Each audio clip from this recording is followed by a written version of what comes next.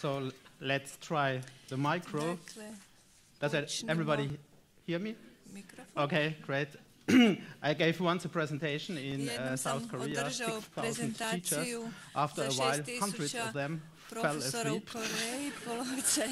The problem was the simultaneous translation didn't work, so they didn't understand anything. So I hope everything is okay for this presentation.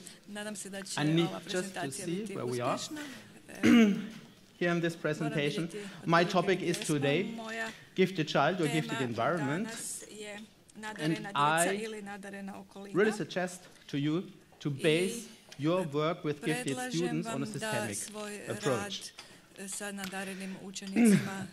Let me start with some personal words. Why did I become interested in giftedness research as a psychologist? Actually, what I really liked about gifted education was this. When psychology started, we are mainly interested in clinical psychology. We came from medicine and we wanted to know what can go wrong in the life of people. 20, 30 years later, they started what we call the normothetic psychology. This simply means what is the normal development. When will children start developing the first anxieties? When will they start to develop some motivational attitudes and so on? This is of course interesting, what is normal, but what is also very interesting for me was when positive psychology starts, what would we wish for? Now psychology, let's say family psychology, didn't look at families with divorces. They didn't look necessarily at families, how they are normally working, but they are looking at families who are really happy. I was always interested in learning. What can we learn? If we have a dream to become something, can we make this dream true? And actually, by definition, those kids with the highest learning potential are the gifted kids. So this was the reason why I was interested in the gifted kids. And the nice thing about this is the results of this research are of course also important for the rest of the people. It's like a best practice example. When you see how the best learn, then you might learn something from them. What did their parents do with them? So they become really good learners. This doesn't explain why I'm also interested in gifted research on a practical level. Let me share with you these data, and I'm not sure if you can really see this well. When you look at the left column, there are 3 results from the PISA study which interest us. You all know the results of the PISA study also for Croatia. And you always see the mean values, the average values for a country. Then we can of course ask, if a country is doing well at the PISA study, how well is the economy of this country? If a country goes up with the PISA results, how well is the economy going up or go? Will nothing happen? We can also ask, is it more important for a country what's the average result of a country at studies like PISA? Or maybe it's much more important how the lowest 5% end up. You know this philosophy, no child left behind in the classroom waiting for the last child? Or is it maybe more important for a country that the top 5% have very good results at these international achievement studies? And this was done, and this is the very first study who looked for the very first time at these things by a colleague called Rinderman. And he found that it is much more important usually that the top 5% of a country end up well at PISA, score high, than the average or the lowest 5%. I share just some of the data. Here is the GDP, the gross domestic product. So if we can also take, for example, the increase, the change in the gross national product in the economy, and it's much more important that the top 5% score well at PISA. It is a predictor. So really, this means if you change PISA scores in your country, it will later show in the economy. But not only in the economy, researchers look now at all kinds of variables, and just some here. HDI is the Human Development Index. Some countries are called developmental countries, some are very advanced countries, and you find here the same results. If the top 5% of a country go up in their performances, Human Development Index of this country will also go up. There are other data here on the slides, for example, the number of patents. Of course, you are all interested in innovations for a country, the number of Nobel prizes in a country, scientific prizes, and so on. It's much more important here.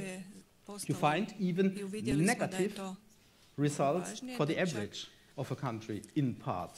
So if a country focuses that the average is going up, of course we try this also, but it can have the consequence that, for example, top performances in terms of patents, innovations go down in a country.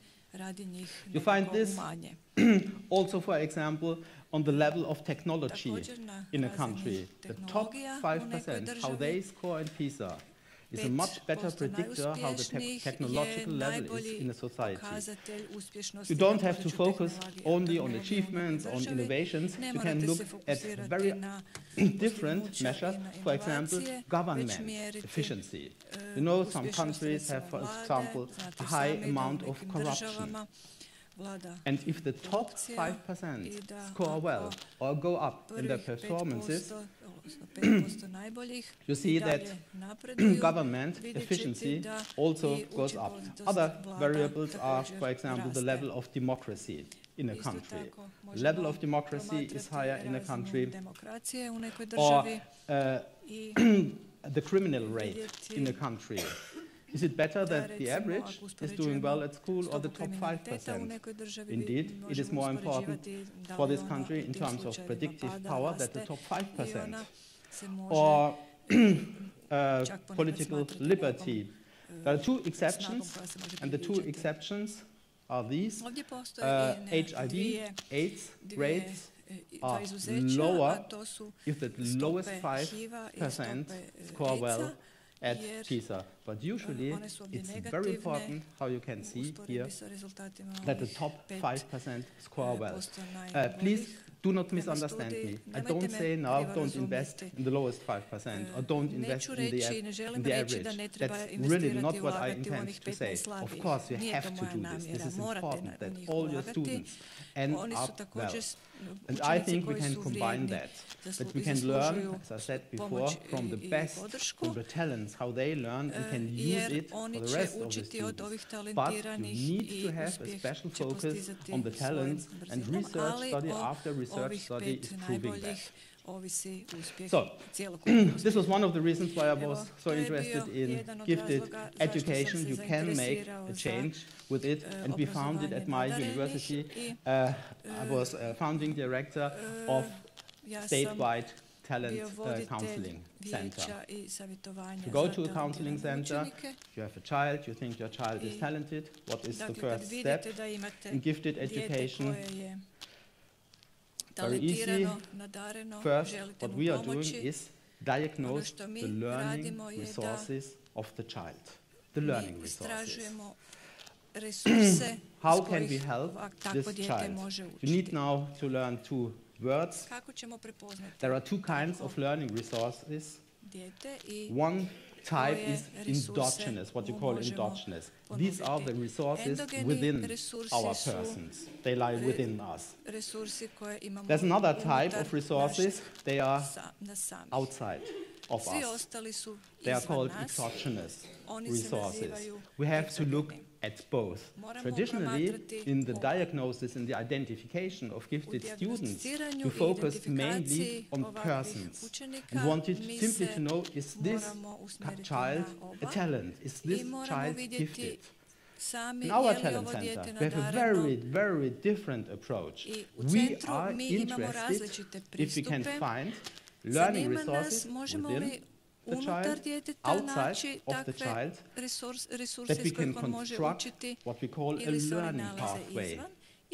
The learning, is there a good way for this child to learn and maybe achieve extraordinary achievement levels?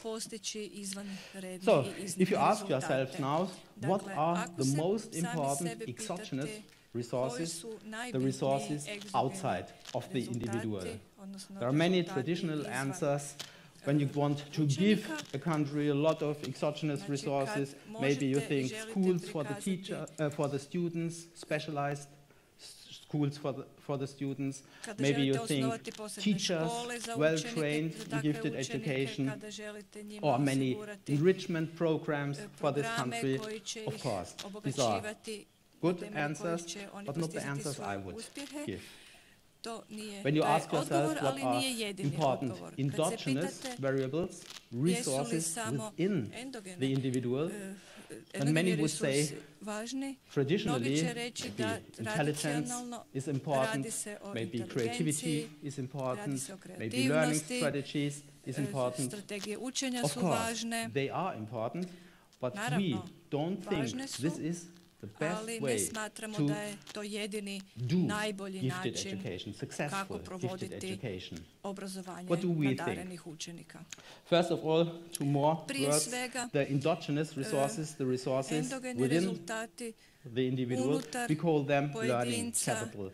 They are used for the individual learning. The resources outside of the individual, the exogenous resources, we call them educational capital because you use them primarily for the education of the child. So outside the individual, the child, you call them educational capital. Within the child, you call these resources learning capital. Now you find 10 capitals, names of 10 capitals. What we would say, these are really the important types of resources you have to look at. You don't know what is behind these words, so I have to walk you now through and try to explain all of these words to you and why we think that these resources are so important. And we are from the European Talent Support Network, so I give you now many examples from European countries to explain these capitals, these learning resources. Let's start with educational capital. So these are the resources outside of the individual. If I would be able to have an ideal gifted education for a child, what would be the first resource I would look for? And I know it sounds not so nice, but the first resource is economic educational capital. And please meet with me two boys from Poland, Adam and Lukas. Please, assume both boys have the same talent.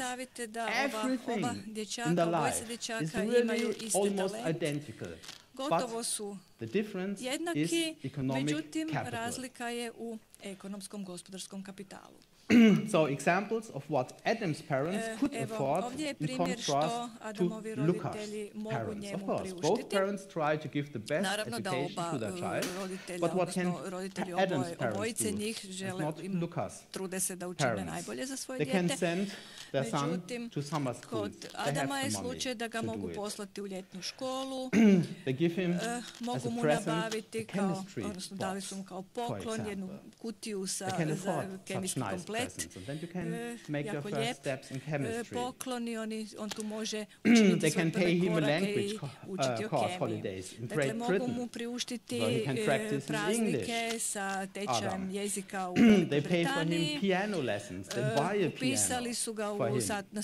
They can also afford an expensive mogu mu priuštiti pohađanje skupe privatne škole. Dakle, sve in their lives in terms of talents and so. Što se tiče talenta i nadarenosti isto za ovu dvojicu učenika, međutim Adam će vrlo vjerojatno imati bolje prilike da bolje razvije svoj talent i vjerojatno će na kraju imati više uspjeha.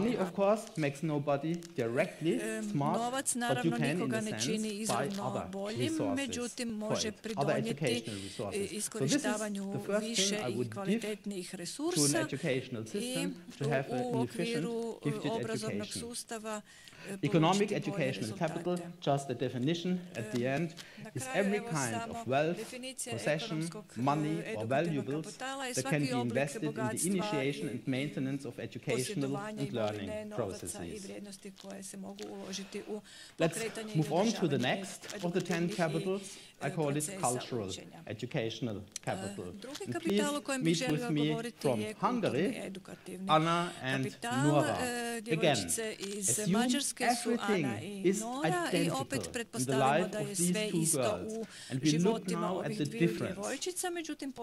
Example of what Anna experienced in contrast to Nora. The parents have an academic background and envision for Anna an academic career too. So for Anna it was clear from the very beginning she will later go on to the university.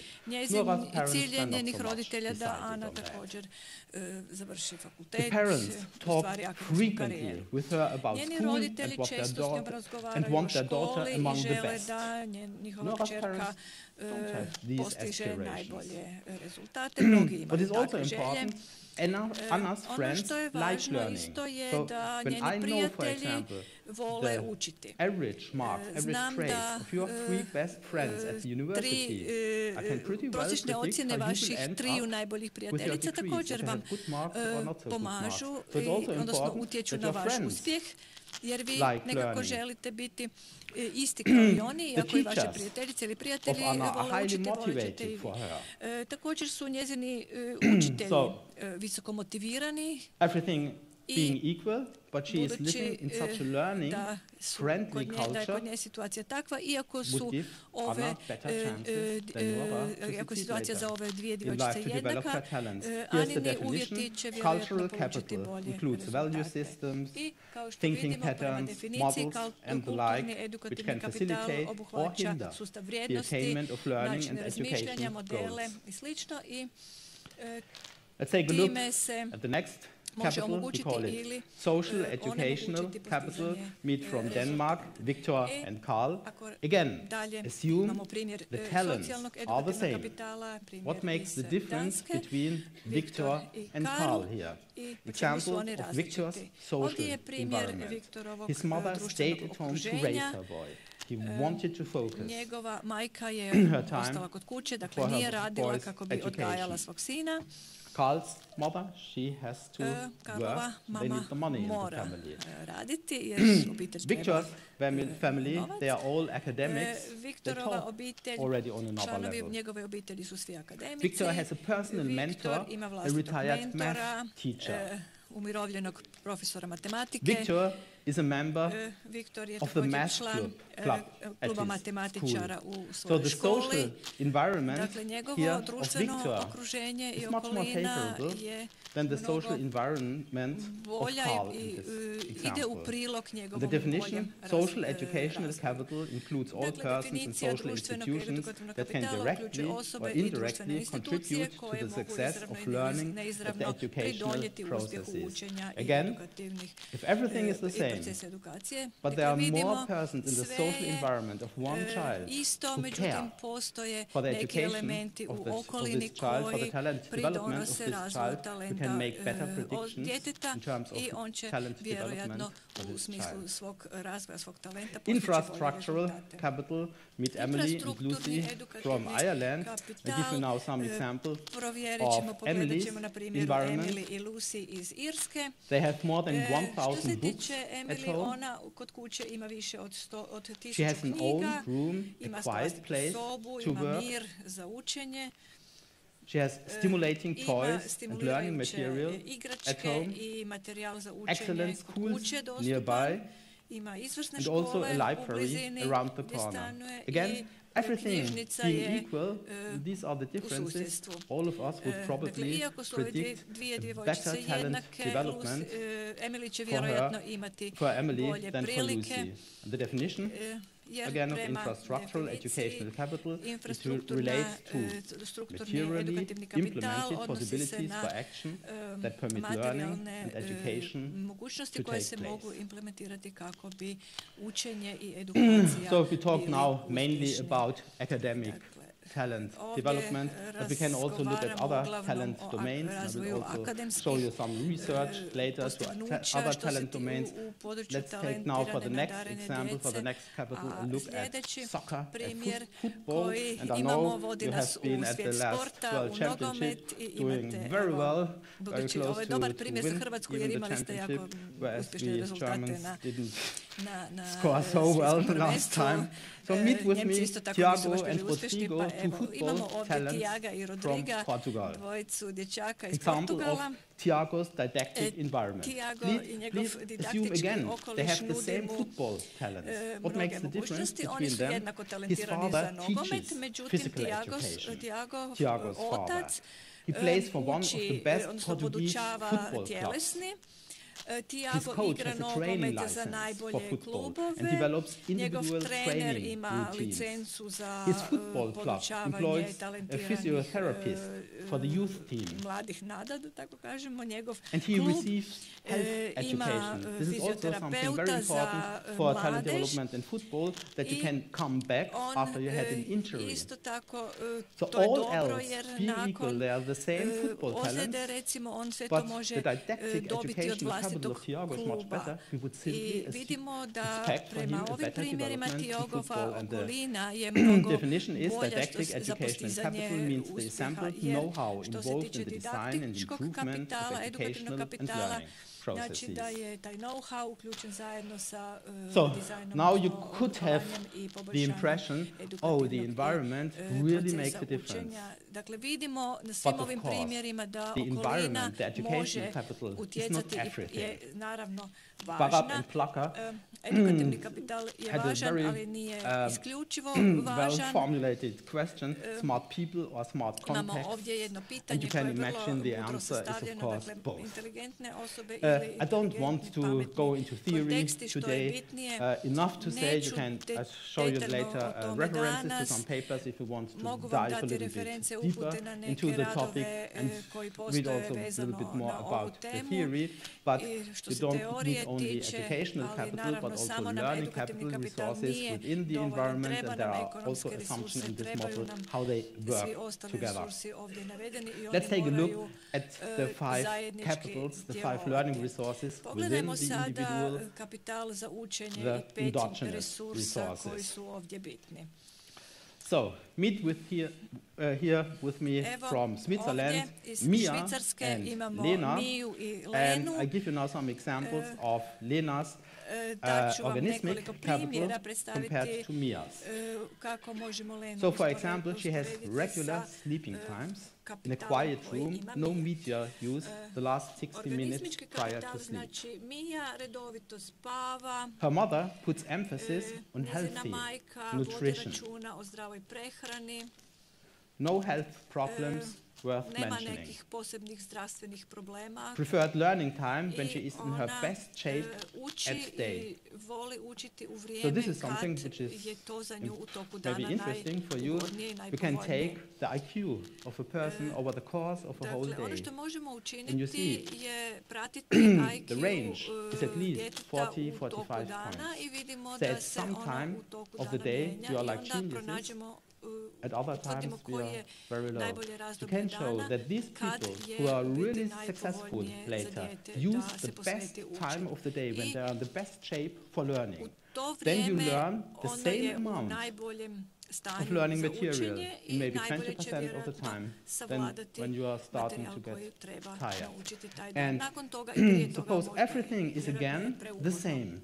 These variables make a difference and give Lena a much better chance for talent development in her life. Organismic learning capital. It consists of the physiological and constitutional resources of a person. And you can't underestimate this. So, now, from Croatia, I hope I pronounced the names correctly. Meet with me Ivo and Milan. Again, assume everything is the same.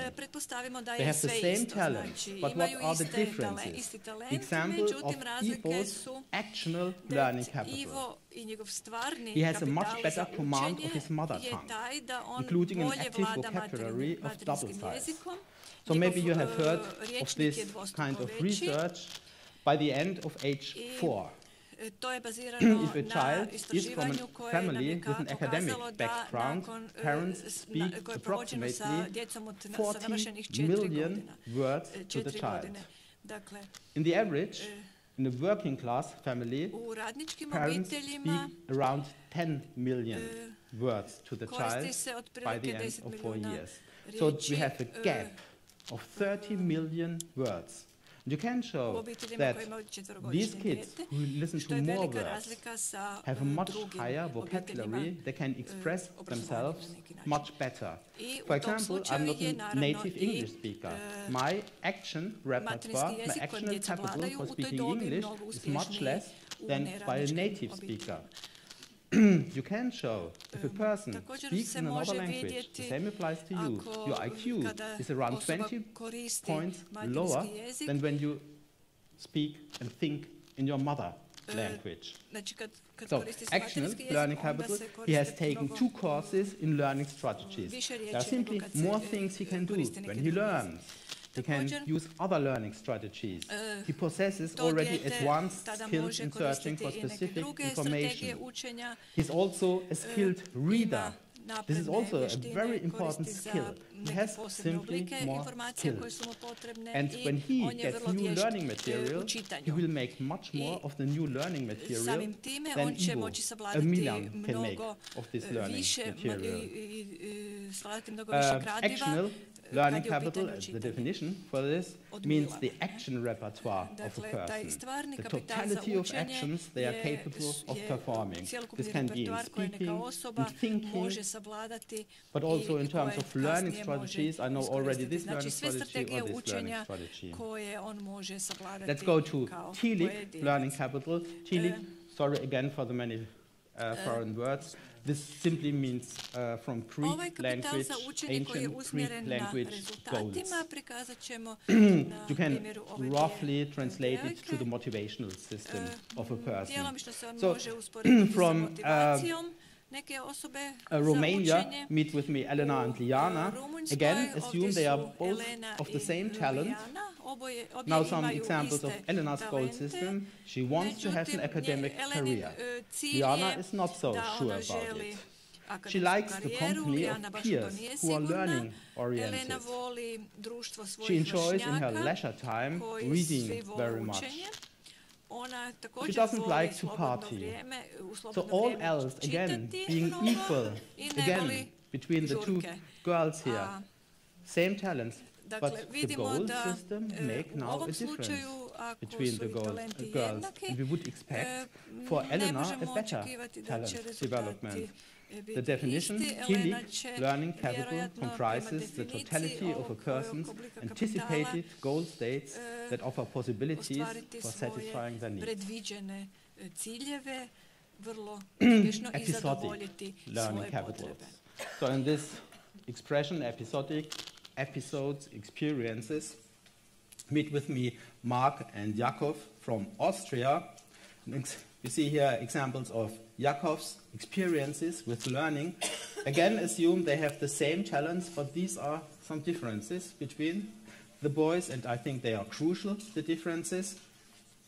His mother reads to him books from early on. Not Chekhov's mother. Not Mark's mother. Chekhov's, he watched his family members frequently reading. Don't know what happens when Mark came home. Maybe they were watching TV. In kindergarten, he learned early math in a playful way.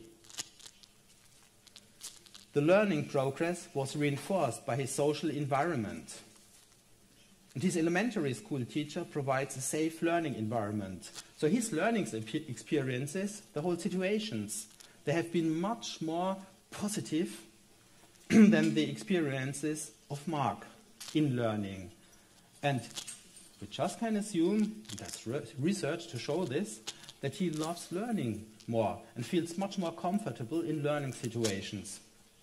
The definition, episodic learning capital, is the positive and negative experiences associated with learning. It concerns the simultaneous goal and situation-relevant action patterns that are accessible to a person.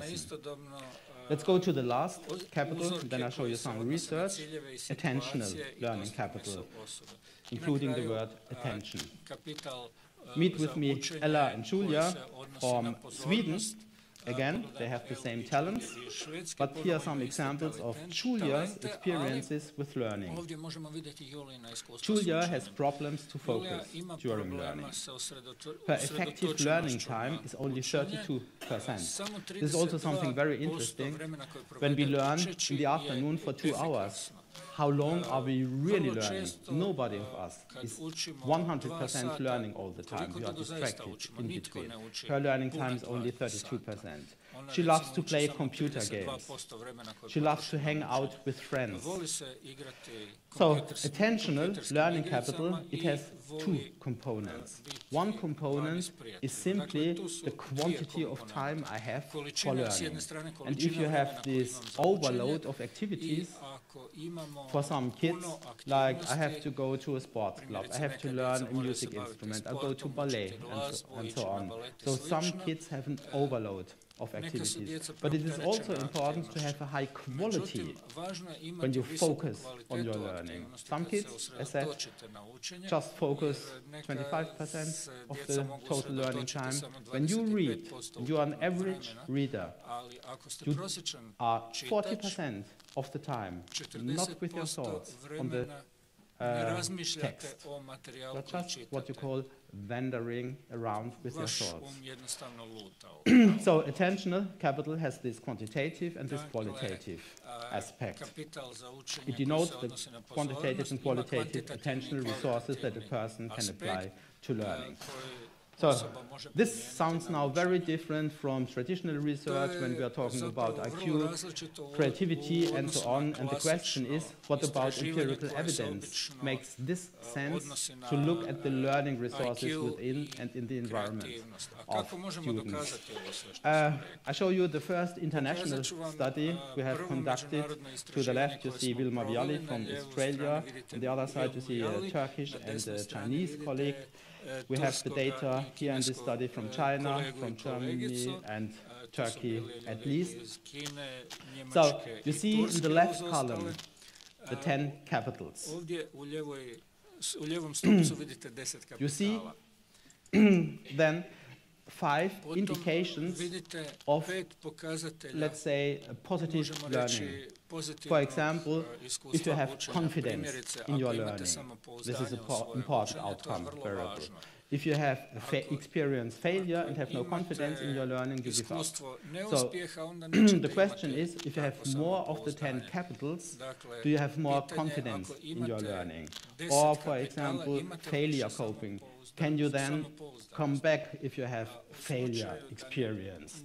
Do you learn then more, or maybe you are frustrated and learn less, and so on? It's not so important to go to all variables. You see also achievement in the last column here. This was the very first international study, and the interesting thing is here, not the amount, the size, the absolute value of the correlations, but wherever you look, you find significant correlations. All of these resources of the capitals are positively correlated with these outcome variables. So when we did this very first international study, it was very encouraging for us to go on.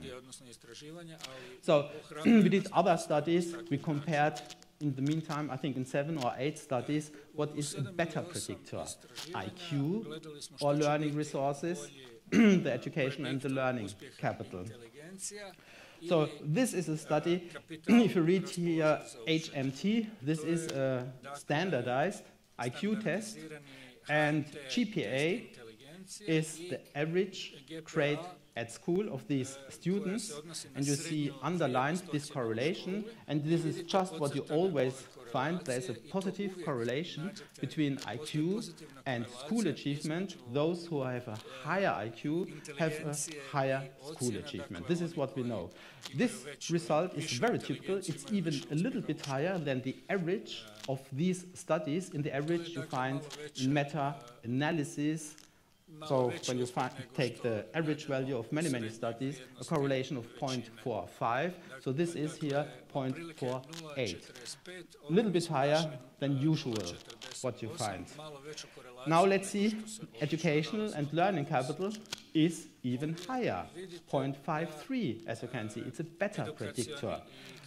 What is also interesting, IQ and education and learning capital have a correlation of 0.41. For the experts among you, is this good news? This means they are really also measuring something different. You can combine them in identification, for example. And this is what you find on the next slide. You see above here, if you only use as a predictor only the IQ test in model 1, you have an R square, this is the last column, of 0.23. Usually you would take the better predictor first. We did it traditionally and use the IQ first. But if you use IQ plus education and learning capital, you have an R square of 0.37. So this means a much better identification performance if you use both of them. And if you, as said, compare directly, education and learning capital is even a better predictor, better identification instrument than IQ. So this was academic achievement. Let's look somewhere else. For example, professional musicians. We had 52 musicians who were professionals with local successes. So think about this. Many of you may have started with a music instrument. We are only talking in this study about those who went on and are later professional musicians. It's their job now. So 52, they were mainly working for opera houses, local opera houses. We had 21 musicians in this study with successes in the federal state. So they had, for example, in the TV stations, appearances. And we had 7 musicians with successes on an international level. For example, they had tours, international tours, and performed them. And now look here. The blue bars are those musicians with local successes, the red ones with successes on the state level, and the green ones with those on an international level. These are the educational capitals, the resources outside of the individual, of the musicians. And you see this at the very moment when they started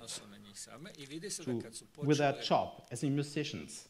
There's a clear trend. Those who have more resources are later more successful. This is a very homogeneous group, successful musicians. But even in these homogeneous groups, capitals make a difference. And this is the same when you look at the learning capitals, the resources within the individual, they make a difference. The green ones are those on the international level. They have, in the average, more of the resources than those with a local success or on the federal state success. We did the same study also in sports, for example. Education and learning capital of swimmers at a regional, national, and international level. Defined like this. Regional level in the state of Bavaria, which has, I think, more citizens than Croatia. It's the nation in a way. Bavaria. In Bavaria, they are among the top 10 swimmers in this year, or they were in the finals, in the swimming finals of the championships, of the Bavarian championships. National, this means in the top 10 ranking swimmers in Germany, or in the final of the German championship. And international level means top 10 in the world ranking in swimming. Or we took 2 years for the international level to have a sample which is big enough, or they have been in the final of the Olympics or of the World Championship. And you see here, just look at the white line here, the international successes. They have much more of the educational resources, the resources outside of them. And when you look at the next slide, they have also much more of the individual resources. So we are talking now about swimmers. The one guy is a German champion, but he has much less resources than somebody who wins the Olympics. So resources, learning resources in the individual or outside of the individual can also very well differentiate between these successful people. This was research we have done until 2 years ago. So this research was for us encouraging, but just looking at the environment, just looking at the individual is not systemic research. Systemic means they work somehow together. It's a little bit difficult to show these results. They are technical. So let's just first look at the definition. A system consists of interacting elements or components that make use of resources to maintain a certain level of internal stability and function as a whole in order to produce certain behaviors. Sounds very complicated, but just focus on 2 elements of this definition. First of all, in a system, the components, the elements are interacting. We just looked at the capitals as separated from each other in these examples. And the next, they function as a whole. They produce something. Like an educational system produces, forgive the word, students who learn a lot. A health system produces, forgive again the word, healthy people, and so on. In talent development, the function is development, of course, of a talent. We have also now looked at these kinds of functions. It's not so important for you to understand the functions in detail. The important thing for me is much more than if you look at the systemic level, not only on this independent level, you find very similar results. So in this study, we had runners. It was like the swimmers, and now we looked on a systemic level how these things work together, and you find again in contrast to the control group, to runners who are successful on a district or regional level, on a federal state level, or on national level, the more resources they have, the more successful they are. And we applied the same logic to females. We had been very interested. We had here our minister, and she was a professor of mathematics. Females are underrepresented in STEM, science, technology, engineering, mathematics.